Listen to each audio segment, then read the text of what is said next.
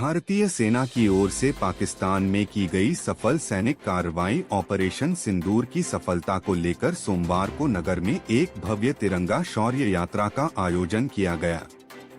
भाजपा पदाधिकारियों, कार्यकर्ताओं और स्थानीय नागरिकों की अगुवाई में यह यात्रा महाराणा प्रताप चौराहे से शुरू होकर मुख्य चौक और फिर तिरंगा चौक तक पहुंची।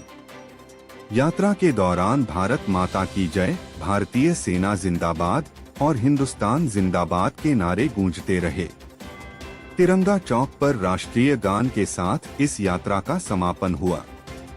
इस अवसर पर पूर्व सैनिक संगठन के अध्यक्ष कैप्टन आत्मा सिंह और भाजपा कार्यकर्ताओं ने कहा कि भारत अब आतंकवाद को बिल्कुल बर्दाश्त नहीं करेगा और सेना का हर कदम देश की सुरक्षा के लिए है।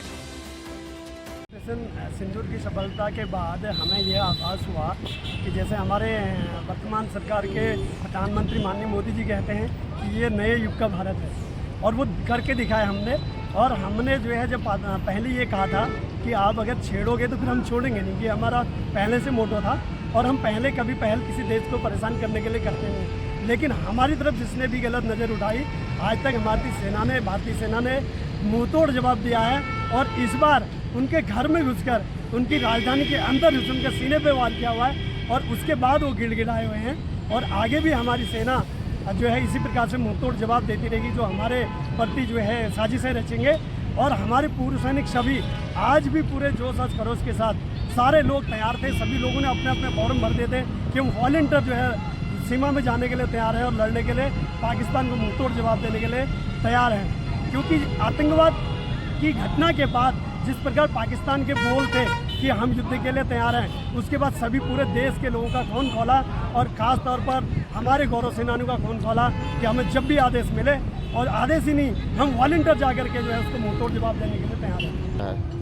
हमारे पूर्व सैनिकों को इस बात का हमेशा ऐसा रहता है कि हम हमेशा सैनिक हैं, और जब भी देश पर कोई भी संकट आए हम तन मन धन से तैयार हैं। और जो हमने सिखलाई ली हुई है, जो हम छोड़ के आए हैं, अपने साथ लेके आए हैं, साथ में हम जाकर इसका पुनः उपयोग कर करके उस दुश्मन के दांत खट्टे करते जो हमारी भारत माता के तरफ आंख उठा के भी नज़र करता है।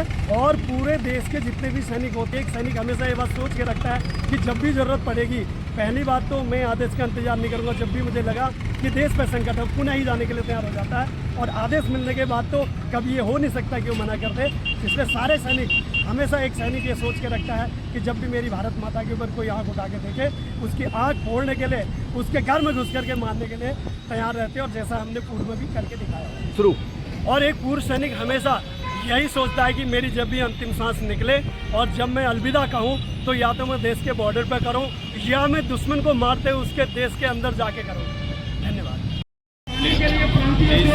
पैरामिलिट्री जवानों ने जो अदम्य साहस का परिचय दिया, उनको बधाई देने के लिए, देश के अंदर एकजुटता लाने के लिए, आतंकवाद के समूल नाश के संकल्प के लिए आज हम सब ने शौर्य तिरंगा यात्रा निकाली है। और आज के दिन हम सब समझ लेते हैं जब इस देश के अंदर आतंकवाद का समूल नष्ट कर